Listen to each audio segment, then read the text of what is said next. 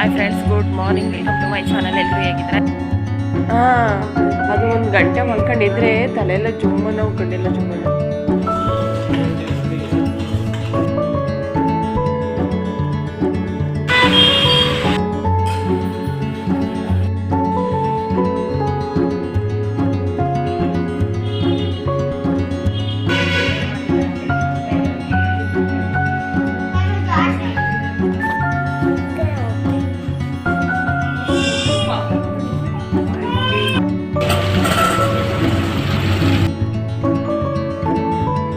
Hi, ಎಲ್ರಿಗೂ ನಮಸ್ಕಾರ. Welcome to my channel. ಎಲ್ಲರೂ ಹೇಗಿದ್ದಾರೆ? ಎಲ್ಲರಿಗೂ ಹೊಸ ವಿಡಿಯೋಗೆ ವೆಲ್ಕಮ್ ಮಾಡ್ತಾ ಇದ್ದೀನಿ. ನಿನ್ನೆ ವ್ಲಾಗ್ ಶೇರ್ ಮಾಡಿದ್ದೆ, ಅಕ್ಕನ ಡೆಲಿವರಿ ಆಯಿತು ಅಂತ. ಅದರದ್ದೇ ಕಂಟಿನ್ಯೂಷನ್ ಪಾರ್ಟ್ ಆಗಿರುತ್ತೆ ಇದು. ಇವತ್ತು ಡಿಸ್ಚಾರ್ಜ್ ಮಾಡಿಸ್ತಾ ಇದ್ದೀವಿ. ಜೊತೆಗೆ ನೀವು ಕೆಲವೊಂದು ಕ್ವಶನ್ಸ್ ಅಂತ ಕೇಳಿದ್ರಿ. ಅಕ್ಕನಿಗೆ ಯಾವ ಪಾಪು ಆಗಿದೆ, ಸಿಸರಿನ, ನಾರ್ಮಲ್ಲ, ಅಕ್ಕ ನಿಮ್ಗಿಂತ ಎಷ್ಟು ವರ್ಷ ದೊಡ್ಡವರು, ಇದು ಫಸ್ಟ್ನೇ ಪಾಪುನ, ಎರಡನೇ ಪಾಪುನ, ಈ ಥರ ಸಾಕಷ್ಟು ಕ್ವಶನ್ಸನ್ನು ನೀವು ಕೇಳಿದ್ರಿ. ಈ ವ್ಲಾಗಲ್ಲಿ ಆನ್ಸರ್ ಮಾಡ್ತಾ ಇದ್ದೀನಿ. ಹಾಸ್ಪಿಟಲಲ್ಲಿ ಇದು ಕೊನೆಯ ದಿನ. ಇವತ್ತು ಡಿಸ್ಚಾರ್ಜ್ ಮಾಡಿಸ್ಕೊಂಡು ಕರ್ಕೊಂಡು ಹೋಗ್ಬೋದು. ನಾನು ಜಾಸ್ತಿ ಏನೂ ವೀಡಿಯೋ ಮಾಡೋದಕ್ಕಾಗಲಿಲ್ಲ. ಹಾಗಾಗಿ ಕೆಲವೊಂದು ವೀಡಿಯೋ ಕ್ಲಿಪ್ಪಿಂಗ್ಸನ್ನು ತೊಗೊಂಡಿದ್ದೆ, ಅದನ್ನೇ ಆ್ಯಡ್ ಮಾಡಿ ಒಂದು ಬ್ಲಾಗನ್ನು ಮಾಡಿ ಹಾಕ್ತಾಯಿದ್ದೀನಿ. ನಿಮಗೆ ಇಷ್ಟ ಆಗಿದೆ ಅಂತ ಭಾವಿಸಿದ್ದೀನಿ. ಬೆಳಗ್ಗೆ ಸ್ಟಿಕ್ಕರ್ ಏನೇನೋ ಬೇಕಿತ್ತು, ಏನೂ ತೊಗೊಂಡೋಗಿರಲಿಲ್ಲ ಹಾಸ್ಪಿಟಲ್ಗೆ, ಬರೀ ಹಣೆಲಿದ್ದು. ನನಗೆ ಒಂಥರ ಅನ್ನಿಸ್ತಾಯಿತ್ತು. ಹಾಗಾಗಿ ತೊಗೊಂಡೋಗೋಣ ಅಂತ ಅಂದ್ಕೊಂಡು ಬಂದೆ. ನೋಡಿದ ತಕ್ಷಣ ರಾಯರು ಕಾಣಿಸಿದ್ರು. ನಂಗೆ ಸಿಕ್ಕಾಪಟ್ಟೆ ಖುಷಿ ಆಯಿತು. ಎಲ್ಲಿಗೋದ್ರೂ ರಾಯರು ಕಾಣಿಸ್ತಾರಲ್ಲ ಅಂತ. ಅಲ್ಲಿ ನಮಸ್ಕಾರ ಮಾಡ್ಕೊಂಡು ಏನು ಬೇಕೋ ಅದನ್ನೆಲ್ಲ ತೊಗೊಂಡು ವಾಪಸ್ ಹಾಸ್ಪಿಟಲ್ಗೆ ಬಂದ್ವಿ. ಹೇಗೆ ಅಂತಂದರೆ ನೋಡಿ, ಇವಾಗ ಮತ್ತೆ ಸೀರೆ ಕಟ್ತಾಯಿದ್ವಿ. 2-3 ಥರ ಟ್ರೈ ಮಾಡಿದ್ವಿ ಕಟ್ಟೋದಕ್ಕೆ. ಇದು ಸ್ವಲ್ಪ ಬೆಸ್ಟ್ ಅಂತ ಅನ್ನಿಸ್ತು. ಅದು ವ್ಯಾಕ್ಸಿನ್ ಹಾಕಿರೋದಕ್ಕೆ ಸಿಕ್ಕಾಪಟ್ಟೆ ಅಳ್ತಾಯಿದ್ಲು, ಹಠ ಮಾಡ್ತಾಯಿದ್ಲು, ಜ್ವರ ಬಂದಿತ್ತು, ಕೈ ಕಾಲು ಎಲ್ಲ ಊದಿತ್ತು. ಅಂದರೆ ಇಂಜೆಕ್ಷನ್ ಮಾಡಿರ್ತಾರಲ್ಲ ಆ ಜಾಗದಲ್ಲಿ ಊದಿತ್ತು. ತುಂಬಾ ನೋವು ಅನುಭವಿಸ್ತಾ ಇದ್ಲು. ಪಾಪ ಅನಿಸೋದು. ಹೊತ್ತು ಕೊನೆಗಂತೂ ಪಾಪುಗೆ ವಾಯ್ಸೇ ಹೋಗ್ಬಿಟ್ಟಿತ್ತು. ಅಷ್ಟು ಹೊತ್ತು ಗಂಟ್ಲೆಲ್ಲ ಚೇಂಜ್ ಆಗಿಬಿಟ್ಟಿತ್ತು. ಅಂದರೆ ವಾಯ್ಸ್ ಚೇಂಜ್ ಆಗಿತ್ತು, ಗಂಟ್ಲು ಪೇಯ್ನ್ ಬಂದಿತ್ತು ಅಂತ ಅಂದ್ಕೊಳ್ತೀನಿ. ಅಷ್ಟು ಹಠ ಮಾಡ್ತಾಯಿತ್ತು ಪಾಪು. ನಾನು ಮುಂಚೆಯಿಂದ ಅಂದ್ಕೊಂಡಿದ್ದೆ ಚೆನ್ನಾಗಿ ವ್ಲಾಗ್ ಮಾಡೋಣ, ಒಂದು ಬೆಸ್ಟ್ ಮೆಮೊರಿಯಾಗಿ ಉಳ್ಕೊಳ್ಳುತ್ತೆ ಅಂತ. ಇವಾಗಲೂ ಉಳ್ಕೊಂಡಿರುತ್ತೆ, ಅವ್ರು ಯಾವಾಗ ಬೇಕಾದ್ರೂ ನೋಡಬಹುದು. ಬಟ್ ಇನ್ನೂ ಚೆನ್ನಾಗಿ ಮಾಡಬೇಕಿತ್ತು ಅಂತ ಅನ್ನಿಸ್ತು. ಆದರೆ ಆ ಪಾಪು ಅಳೋದ್ರಲ್ಲಿ ಮತ್ತು ಅಲ್ಲಿ ಜಾಸ್ತಿ ನಂಗೆ ಮಾಡೋದಕ್ಕೂ ಆಗಲಿಲ್ಲ. ಹಾಗಾಗಿ ನಾನು ಜಾಸ್ತಿ ಮಾಡಿಲ್ಲ. ಕೆಲವೊಂದು ವೀಡಿಯೋ ಕ್ಲಿಪ್ಪಿಂಗ್ಸನ್ನು ಮಾತ್ರ ತೊಗೊಂಡಿದ್ದೆ. ಅಕ್ಕನಿಗಂತೂ ಗ್ಲೂಕೋಸು ಇಂಜೆಕ್ಷನಲ್ಲೇ ಹೊಟ್ಟೆ ತುಂಬಿರುತ್ತೆ. ಅಷ್ಟು ಬಂದು ಚುಚ್ಚುತ್ತಾನೇ ಇರ್ತಾರೆ. ಅಂದರೆ ಅಷ್ಟು ಪೇಯ್ನ್ ಇರುತ್ತಲ್ಲ, ಅದು ಕಡಿಮೆ ಆಗಬೇಕಲ್ಲ. ಇಲ್ಲ ಅಂತ ಅಂದರೆ ಸೆಕ್ಷನ್ ಆಗಿರೋದು ಎದ್ದು ಓಡಾಡೋದಕ್ಕೆ ಸಾಧ್ಯವೇ ಇಲ್ಲ. ಅಷ್ಟರ ಮಟ್ಟಿಗೆ ಪೇಯ್ನ್ ಇರುತ್ತೆ. ನನಗೂ ಗೊತ್ತು ಅದು ಎಷ್ಟು ಪೇಯ್ನ್ ಇರುತ್ತೆ ಅಂತ. ಇಂಜೆಕ್ಷನ್ ಕೊಟ್ಟಾಗ ಮಾತ್ರ ಅದು ಕಡಿಮೆ ಆಗೋದು, ಇಲ್ಲ ಅಂತಂದರೆ ಕಡಿಮೆ ಆಗೋದಿಲ್ಲ. ಲಡ್ಡುಗೆ ಹೇಳಿದೆ, ನೀನು ಮಧ್ಯಾಹ್ನ ಊಟ ಮಾಡಲ್ಲ ಅಂತ ಇದ್ಲು. ಊಟ ಮಾಡಿದರೆ ಐಸ್ ಕ್ರೀಮ್ ಕೊಡಿಸ್ತೀನಿ ಅಂತ ಅಂದೆ. ಹಾಗಾಗಿ ಊಟ ಮಾಡಿದ ತಕ್ಷಣ ಐಸ್ ಕ್ರೀಮ್ ಕೊಡಿಸು ಅಂತ ಕೇಳ್ತಾ ಇದ್ಲು. ಅಷ್ಟರಲ್ಲಿ ಹಂಗೆ ಮಲಗಿದ್ಲು. ಅಷ್ಟರಲ್ಲಿ ಮತ್ತೆ ಎದ್ದ ಮೇಲೆ ಲಡ್ಡನ್ನ ಕರ್ಕೊಂಡೋಗಿ ಐಸ್ ಕ್ರೀಮನ್ನು ಕೊಡಿಸ್ಕೊಂಡು ವಾಪಸ್ ಮತ್ತೆ ಹಾಸ್ಪಿಟಲ್ಗೆ ಕರ್ಕೊಂಡು ಬಂದ್ವಿ. 3 ದಿನ ಎಷ್ಟೊತ್ತಿಗೆ ಮುಗಿಯುತ್ತೋ ಅನ್ನೋ ಮಟ್ಟಿಗೆ ಬೇಜಾರಾಗ್ಬಿಟ್ಟಿತ್ತು ಹಾಸ್ಪಿಟಲ್. ಅಂದರೆ 3 ನೈಟ್ ಅಲ್ಲೇ ಇರಬೇಕು, 4ನೇ ದಿನಕ್ಕೆ ಡಿಸ್ಚಾರ್ಜ್ ಅಂತ. ಕಂಟಿನ್ಯೂಯಸ್ ಆಗಿ ನೀವು ನೋಡ್ತಾ ಇರ್ಬೋದು, ತೂಗ್ತಾನೆ ಇದ್ದೀವಿ. ದೊಡ್ಡಮ್ಮ ತೂಗೋದು, ಇಲ್ಲ ನಾನು ತೂಗೋದು, ಇಲ್ಲ ಎತ್ಕೊಳ್ಳೋದು, ಅವಳಿಗೆ ಸಮಾಧಾನ ಮಾಡೋದು, ಇದೇ ಥರ ಇತ್ತು 4 ದಿನವೂ ಕೂಡ. ಜಾಸ್ತಿ ವೀಡಿಯೋ ಮಾಡೋಕ್ಕಾಗಿಲ್ಲ ಅಂತಂದ್ರೂ ಪರವಾಗಿಲ್ಲ. ಪಾಪು ದೊಡ್ಡದಾದಮೇಲೆ ನನ್ನ ವ್ಲಾಗನ್ನು ನೋಡಿದರೆ ಪಾಪುಗೆ ಖುಷಿ ಆಗಬಹುದೇನೋ, ಈ ಥರ ಇತ್ತು ನನ್ನ ಹುಟ್ಟಿದ ದಿನ ಅಂತ. ಎಷ್ಟು ಜನಕ್ಕೆ ಈ ಭಾಗ್ಯ ಸಿಗುತ್ತಲ್ವ. ಅಂದರೆ ವ್ಲಾಗರ್ಸ್ಗೆ ಸಿಗುತ್ತೆ, ಅವ್ರ ಮಕ್ಕಳಿಗೆ ಸಿಕ್ಕಿರುತ್ತೆ. ಅಂದರೆ ಎಲ್ಲರಿಗೂ ಸಿಗೋದಿಲ್ಲ. ಅಂದರೆ ನಾನು ಹುಟ್ಟಿದಾಗ ಹೇಗಿದ್ದೆ ಅಂತ ಇವಾಗ ನಾನು ನೋಡಬೇಕು ಅಂತಂದ್ರೆ ಆಗೋದಿಲ್ಲ ಅಲ್ವಲ್ಲ.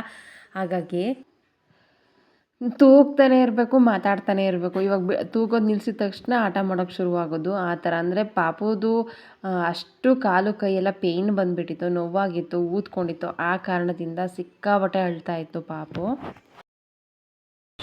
Hi friends, good morning. Welcome to my channel. ಎಲ್ಲರೂ ಹೇಗಿದ್ದಾರೆ? ಎಲ್ಲರಿಗೂ ಹೊಸ ವ್ಲಾಗ್ಗೆ ವೆಲ್ಕಮ್ ಮಾಡ್ತಾ ಇವತ್ತಿನ ಈ ಪುಟಾಣಿ ವ್ಲಾಗನ್ನು ಸ್ಟಾರ್ಟ್ ಮಾಡ್ತಾ ಇದ್ದೀನಿ. 3 ದಿನ ಇದ್ವಿ ಹಾಸ್ಪಿಟ್ಲಲ್ಲಿ. ನಾನು ವ್ಲಾಗ್ ಹೇಗೇಗೋ ಮಾಡಬೇಕು ಅಂತ ಅಂದ್ಕೊಂಡಿದ್ದೆ.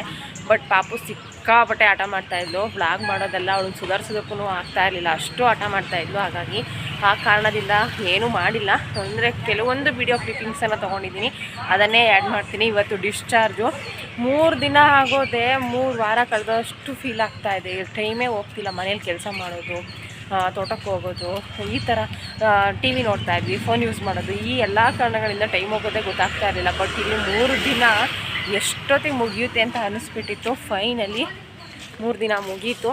ಇವತ್ತು ಬ್ಯಾಕ್ ಟು ಊರು. ಇವತ್ತು ಊರಿಗೆ ಹೋಗೋದು. ಇವಾಗ ಕಾಫಿ ತೊಗೊಂಡು ಬರೋಣ ಬೆಳಗ್ಗೆ ಎದ್ದು ಅಂತ ಹೋಗ್ತಾ ಇದ್ದೀನಿ, ಕಾಫಿ ತೊಗೊಂಡು ಬರೋದಕ್ಕೆ ಅಂತ.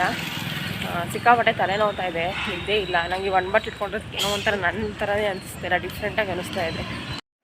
ಅಲ್ಲಿಂದ ಕಾಫಿ ತೊಗೊಂಡು ಹೋಗೋಣ ಅಂತ ಹೋಟೆಲ್ಗೆ ಬಂದ್ವಿ. ಇಲ್ಲಿ ಇದು ಪಕ್ಕನೇ ಇದ್ದಿದ್ದು, ಹಾಸ್ಪಿಟಲ್ ಪಕ್ಕನೇ ಇದ್ದಿದ್ದು, ಹಾಗಾಗಿ ಎಷ್ಟೊತ್ತಿಗೆ ಬೇಕಾದ್ರೂ ಒಬ್ಬರೇ ಬಂದು ತೊಗೊಂಡು ಹೋಗ್ಬೋದಿತ್ತು. ಅಂದರೆ ನೈಟ್ 8:30ವರೆಗೂ ಕೂಡ ಓಪನ್ ಇರುತ್ತೆ, ದೂರ ಏನಿರಲಿಲ್ಲ, ಹಾಗಾಗಿ ಜಾಸ್ತಿನೇ ಇದಕ್ಕೇ ಬರ್ತಾಯಿದ್ದೆ.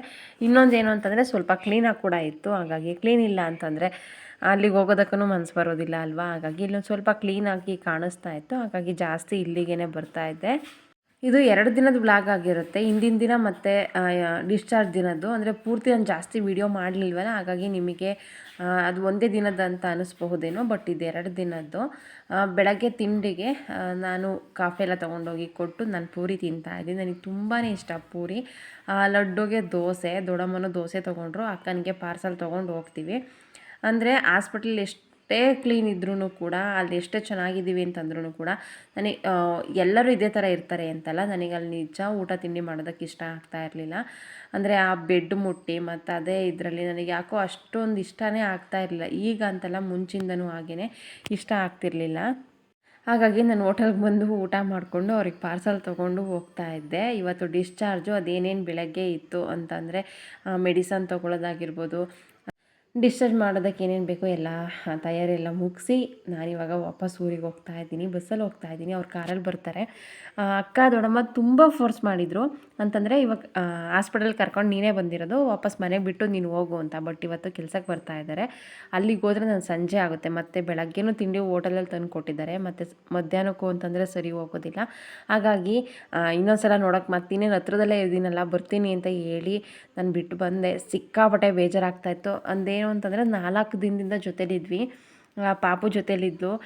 ಸಿಕ್ಕಾಪಟ್ಟೆ ಚೆನ್ನಾಗಿತ್ತು, ಆ ಗಲಾಟಿಲೂ ಕೂಡ ಚೆನ್ನಾಗಿತ್ತು ಪಾಪು ಜೊತೆನೇ. ಬೇರೆ ಏನೂ ಕೆಲಸ ಇರ್ತಿರ್ಲಿಲ್ವಲ್ಲ, ಪಾಪು ಜೊತೆನೇ ಇದ್ದು ಅಭ್ಯಾಸ ಆಗಿಬಿಟ್ಟಿತ್ತು. ಬಿಟ್ಟು ಬರಬೇಕಾದ್ರೆ ಸಿಕ್ಕಾಪಟ್ಟೆ ಬೇಜಾರಾಗ್ತಾಯಿತ್ತು.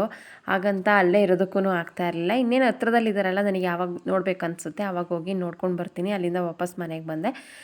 ಮನೆಯೆಲ್ಲ ಸ್ವಲ್ಪ ಕ್ಲೀನ್ ಮಾಡೋದಿತ್ತು, ಎಲ್ಲ ಕ್ಲೀನ್ ಮಾಡಿಕೊಂಡು ಅವ್ರಿಗೆ ಅಡುಗೆ ಮಾಡಿಕೊಂಡು ಊಟ ತೊಗೊಂಡು ತೋಟಕ್ಕೆ ಹೋಗಬೇಕಿತ್ತು. ತರಕಾರಿ ಸಾಂಬಾರು ಮಾಡಿ ರೈಸ್ ಮಾಡಿದ್ರೆ ಬೇಗ ಆಗುತ್ತೆ ಅದು ಅಂತ. ಹಾಗೆ ನೀವು ಕೇಳ್ತಾ ಇದ್ರಿ ಯಾವ ಪಾಪು ಆಗಿರೋದು ಅಂತ. ನಾನು ಕಮೆಂಟ್ಸಲ್ಲಿ ಆನ್ಸರ್ ಮಾಡೋದಕ್ಕಾಗಲಿಲ್ಲ, ಹಾಗಾಗಿ ಇವಾಗ ಹೇಳ್ತಾ ಇದ್ದೀನಿ. ಅಕ್ಕನಿಗೆ ಹೆಣ್ಣು ಪಾಪು ಆಗಿದೆ, ಮನೆಗೆ ಮಹಾಲಕ್ಷ್ಮಿ ಬಂದಿದ್ದಾರೆ. ನಿಮ್ಗಿಂತ ಅಕ್ಕ ಎಷ್ಟು ವರ್ಷ ದೊಡ್ಡವರು ಅಂತ ಕೇಳಿದ್ರಿ. ನನಗಿಂತ ಅಕ್ಕ 6 ವರ್ಷಕ್ಕೆ ದೊಡ್ಡವರು.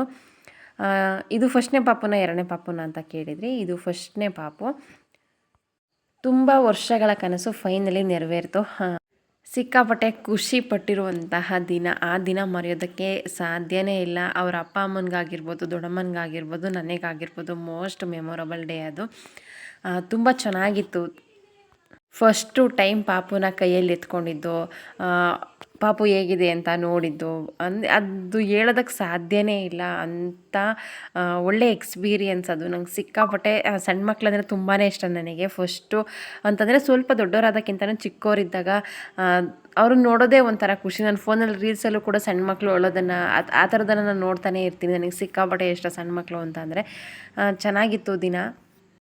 ಅಲ್ಲಿಂದ ಬಂದು ಅಡುಗೆ ಎಲ್ಲ ಮಾಡಿಕೊಂಡು ಊಟ ತೊಗೊಂಡು ತೋಟಕ್ಕೆ ಹೋಗಿ ಅವ್ರಿಗೆ ಊಟ ಎಲ್ಲ ಬಡಿಸಿ ಅವ್ರ ಜೊತೆ ನಾನು ಕೂಡ ಸಂಜೆವರೆಗೂ ಕೆಲಸ ಮಾಡಿ ಸಂಜೆ ವಾಪಸ್ ಮನೆಗೆ ಬರೋದು. ಸಿಕ್ಕಾಪಟ್ಟೆ ಟಯರ್ಡ್ ಅಂತ ಫೀಲ್ ಆಗ್ತಾಯಿತ್ತು. ಮೇಯ್ನ್ ಏನು ಅಂತಂದರೆ ನಿದ್ದೆ ಇರಲಿಲ್ಲ, 3 ದಿನದಿಂದನೂ ಕೂಡ ನಿದ್ದೆ ಇರಲಿಲ್ಲ. ಬಸ್ಸಲ್ಲಿ ಬರಬೇಕಾದ್ರೆ ತೂಗಿರೋ ಥರ ಅನ್ನಿಸ್ತಾ ಇತ್ತು. ಏನೇ ಮಾಡಿ ಕಣ್ಬಿಡೋದಕ್ಕೊಂದ್ರೂ ಕಣ್ಬಿಡೋಕ್ಕಾಗ್ತಾ ಇರಲಿಲ್ಲ. ಸಿಕ್ಕಾಪಟ್ಟೆ ನಿದ್ದೆ ಬಂದು ಎಲ್ಲಿ ಮುಂದಕ್ಕೆ ಹೋಗ್ತೀನಿ ಅಂತ ಅನ್ನಿಸ್ಬಿಡ್ತಾ ಇತ್ತು. ಅಂದರೆ ಮಧ್ಯ ಒಂದು ಗಂಟೆಗೂ ಎದ್ದೇಳ್ತಾ ಇದ್ಲು, ಅಳ್ತಾ ಇದ್ಲು. ಅವಳನ್ನ ಎತ್ಕೊಳ್ಳೋದು, ಸಮಾಧಾನ ಮಾಡೋದು, ಮಧ್ಯ ಸ್ವಲ್ಪ ನಿದ್ದೆ ಮಾಡಿದ್ದೀವಿ. ಅದು ಖಂಡಿತ ನಿದ್ದೆ ಸಾಕಾಗಿಲ್ಲ. 2-3 ದಿನನಾದ್ರೂ ನಿದ್ದೆ ಮಾಡಿ ಕಂಪ್ಲೀಟಾಗಿ ನಿದ್ದೆನ ಮುಗಿಸ್ಕೊಳ್ಬೇಕು. ಯಾವ ಕೆಲಸ ಮಾಡೋದಕ್ಕೂ ಮನಸ್ಸಿರಲಿಲ್ಲ. ಮನೆಗೆ ಹೋಗಿ ಸಂಜೆಗೆ ಕಾಫಿ ಕುಡಿದೆ. ನನ್ನ ಹಸ್ಬೆಂಡ್ ಬ್ರೆಡ್ ಟೋಸ್ಟ್ ಮಾಡಿಕೊಟ್ರು, ತಿಂದು ಮಲಗಿದ್ದಷ್ಟೇ. ಪಾಪಟ ತಲೆನೋವ್ತಾ ಇತ್ತು. ಬಂದ ತಕ್ಷಣ ಎಣ್ಣೆ ಹಚ್ಕೊಂಡು ಮಸಾಜ್ ಮಾಡಿಕೊಂಡು ಇವಾಗ ತೋಟಕ್ಕೆ ಬಂದಿದ್ವಿ. ಕಳೆ ತೆಗಿತಾ ಇದ್ವಿ, ಶುಂಠಿದು ಕೆಲಸಕ್ಕೆ ಬಂದಿದ್ದಾರೆ, ಹಾಗಾಗಿ ಬೇಗ ಬಂದೆ. ಊರಿಗೆ ಕೂಡ ಹೋಗೋದಕ್ಕಾಗಲಿಲ್ಲ, ಸಿಕ್ಕಾಪಟ್ಟೆ ಬೇಜಾರಾಗ್ತಾಯಿತ್ತು. ಊರಿಗೆ ಹೋಗದೆ ಹಾಗೆ ಬಂದನಲ್ಲ ಅಂತ. ಪರವಾಗಿಲ್ಲ, ಹತ್ರದಲ್ಲೇ ಇದ್ದಾರೆ, ನನಗೆ ಆವಾಗ ನೋಡಬೇಕು ಅಂತ ಅನಿಸುತ್ತೆ, ಆವಾಗ ಹೋಗಿ ನೋಡ್ಕೊಂಡು ಬರ್ತೀನಿ. ಬಿಸಿಲು ಕಳೆ ತೆಗಿಯೋದಕ್ಕೆ ಸ್ವಲ್ಪ ಮುಖ ಸ್ವೆಟ್ ಆಗಿದೆ. ನನಗೆ ಇದೇನೋ ಅನ್ಬಟ್ ನನಗೆ ಅಷ್ಟು ಇಷ್ಟ ಆಗ್ತಾಯಿಲ್ಲ, ಅಭ್ಯಾಸ ಇಲ್ಲ. ಮುಂಚೆ ಎಲ್ಲ ಫಸ್ಟ್ ಐಲೈನರ್ ಇಟ್ಕೊಳ್ತಾ ಇದ್ದೆ, ಅದಕ್ಕೆ ನನಗೆ ಅಷ್ಟೊಂದು ಸೆಟ್ ಆಗ್ತಾಯಿಲ್ಲ ಅಂತ ಅನ್ನಿಸ್ತಾ ಇದೆ. ನೋಡೋಣ, ಒಂದೆರಡು ದಿನ ನೋಡಿ ಇಷ್ಟ ಆಗಲಿಲ್ಲ ಅಂದರೆ ಚೇಂಜ್ ಮಾಡಬೇಕು. ಒಂಥರ ಕಾಣಿಸ್ತಾ ಇದೆ, ನನಗೇನೋ ಒಂಥರ ಡಿಫ್ರೆಂಟಾಗಿ ಅನ್ನಿಸ್ತಾ ಇದೆ. ಇವತ್ತಿನ ಈ ಪುಟಾಣಿ ಬ್ಲಾಗನ್ನ ಇಲ್ಲೇ ಎಂಡ್ ಮಾಡ್ತಾ ಇದ್ದೀನಿ. ನಿಮಗೆ ಇಷ್ಟ ಆಗಿದೆ ಅಂತ ಅಂದ್ಕೊಳ್ತೀನಿ. ಏನಾದರೂ ಡೌಟ್ಸ್ ಇದ್ದರೆ ಕಮೆಂಟಲ್ಲಿ ತಿಳಿಸಿ. ಸಿಗ್ತೀನಿ ಮುಂದಿನ ಹೊಸ ಬ್ಲಾಗಲ್ಲಿ. Thank you.